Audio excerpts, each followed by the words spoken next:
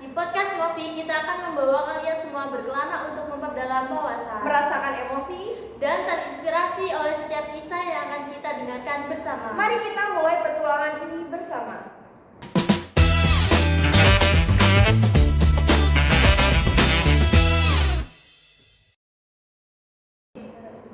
Halo Sobat Ngopi, kita sudah ditemani oleh keempat narasumber yang akan berbagi kisah menarik dari para filsuf. Dimulai dari kanan ada Ani dan Nanda. Halo. Dan di kiri kita ada Asi dan Desi. Hai. Sangat spesial tamu kita hari ini jauh-jauh dari Gumpang untuk berbagi ilmu dengan kita semua. Maka dari itu, tanpa berlama-lama langsung kita mulai saja ngopi kali ini dengan tema Al-Ghazali dan Ibnu Bajjah. Nah, karena tak kenal maka tak sayang, maka ada baiknya kita mulai dari biografi kedua tokoh filsuf terlebih dahulu. Kita masuk ke sesi pertama. Oke, boleh dijelaskan sedikit nih ya tentang biografi kedua filsuf. Mungkin bisa dimulai dari nama atau karya-karyanya.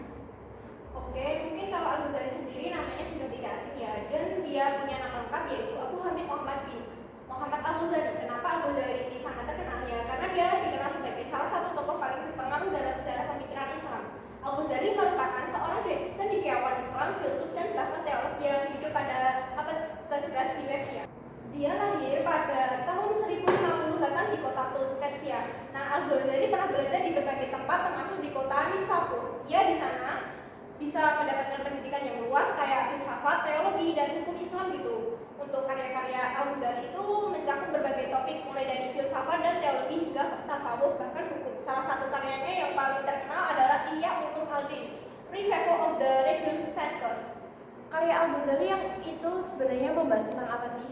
Nah, di karya Al-Ghazali itu membahas tentang aspek kehidupan spiritual dan praktik keagamaan dalam Islam. Tapi nggak cuma itu, selain karya tulisannya Al-Ghazali juga dikenal karena peran dalam mempertahankan ajaran-ajaran Islam dari kritik internal dan eksternal. Dia itu menggabungkan antara pemikiran filosofis dengan tradisi keagamaan Islam, dan jadi kerennya menciptakan sintesis atau hubungan akal dan pemikiran manusia.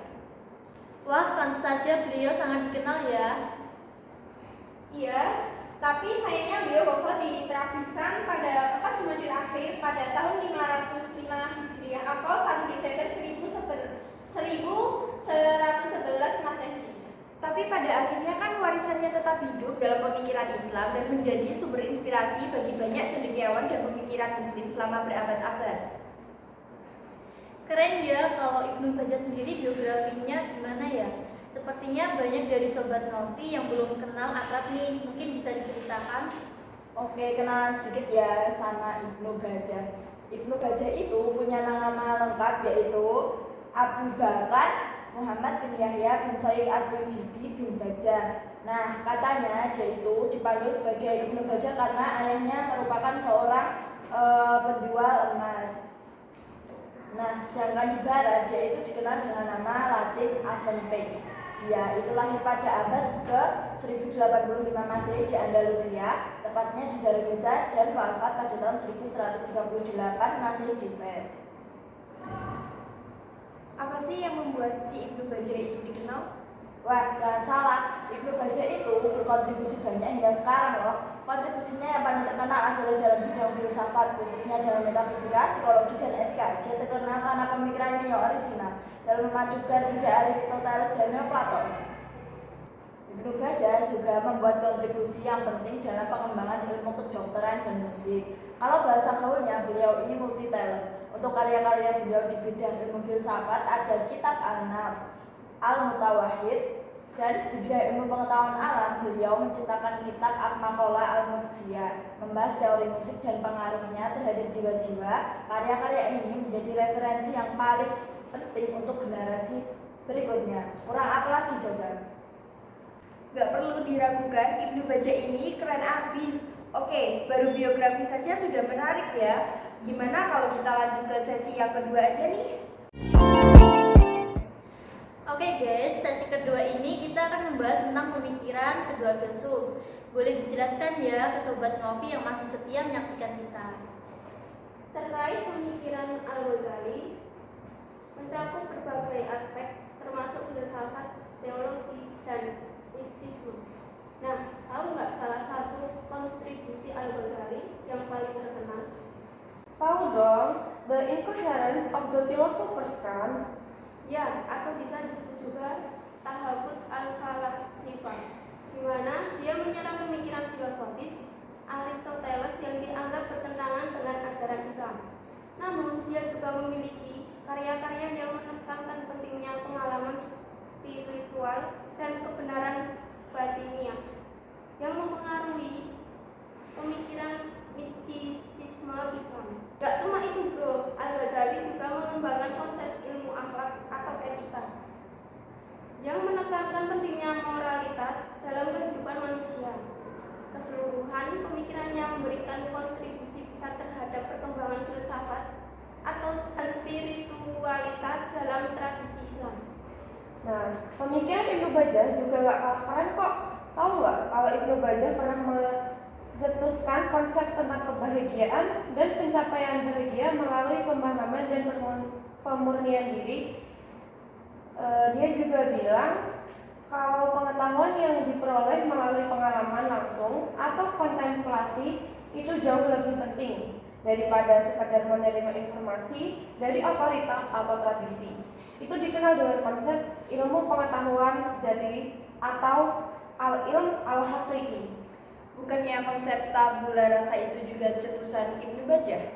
Nah, iya, konsep tabula rasa atau tablet kosong itu mengatakan bahwa pikiran manusia lahir sebagai tabula rasa yang kosong dan pengalamanlah yang membentuknya. Ada lagi salah satu pemikirannya yang terkenal adalah tentang konsep al-haq al-muraqab atau kebenaran yang kompleks. Dalam konsep ini, Ibnu Bajjah itu berpendapat bahwa kebenaran yang sejati adalah sesuatu yang kompleks dan terdiri dari beberapa aspek yang saling berkaitan. Dia juga berpikir bahwa pencapaian kebenaran dan kesempurnaan itu melalui introspeksi dan pengembangan batin mirip kayak konsep makrifat atau tasawuf gitu. Oke, paham. Wah, semakin seru ya Sobat Novi. Tapi kita masih penasaran nih, kira-kira dampak dari pemikiran beliau-beliau ini apa saja sih? Apa kita langsung gas aja ke sesi ketiga? Oke guys, dari pemikiran kedua filsuf tadi pastinya memberi dampak yang banyak ya. Di berbagai bidang pasti Sobat Ngopi sudah penasaran nih.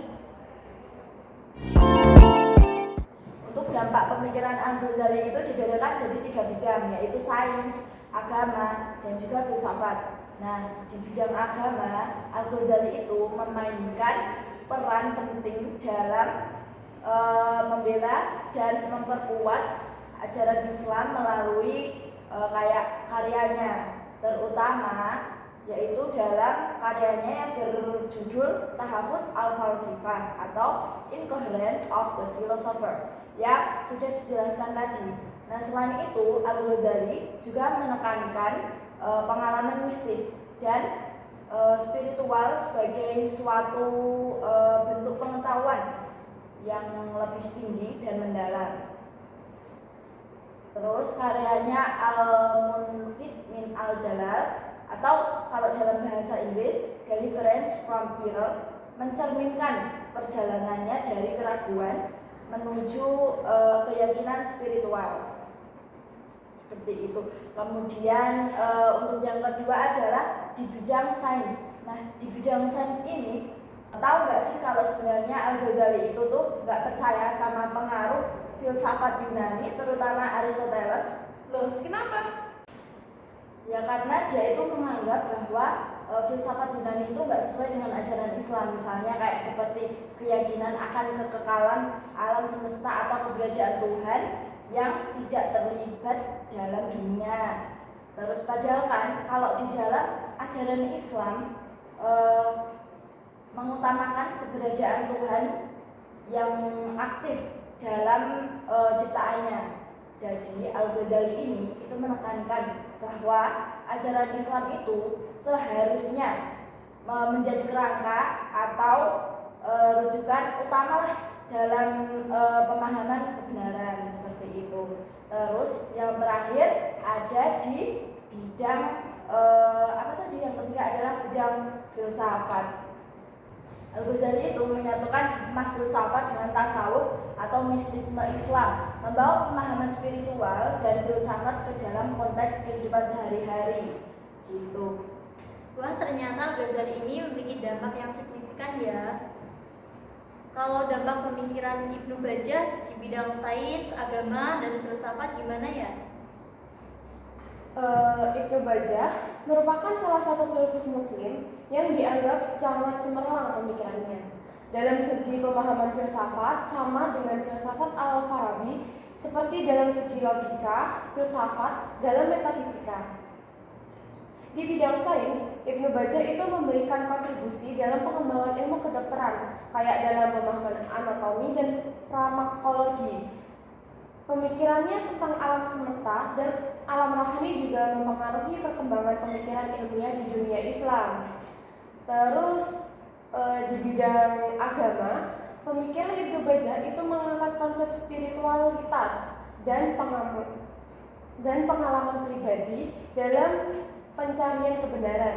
Ibnu Bajjah itu bukan seorang teolog, tetapi pandangannya tentang hubungan antara akal dan keyakinan dapat dianggap relevan, gitu dengan pemahaman agama.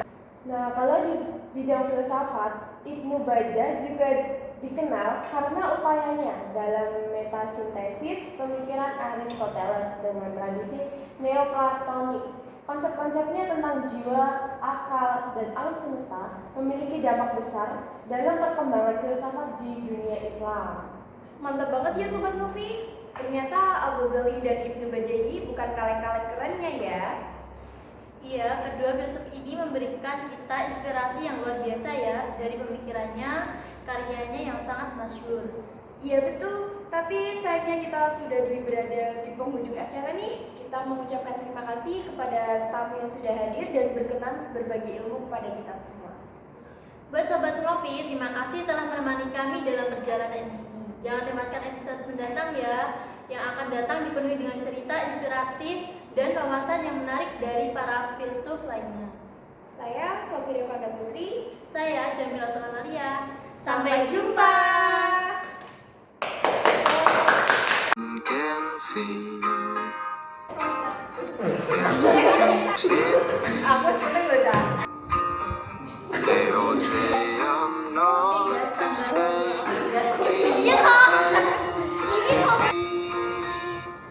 Gak bisa ekonomi gak bisa.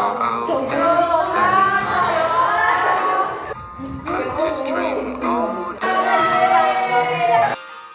They don't know what's wrong with me, but I'm too shy to say.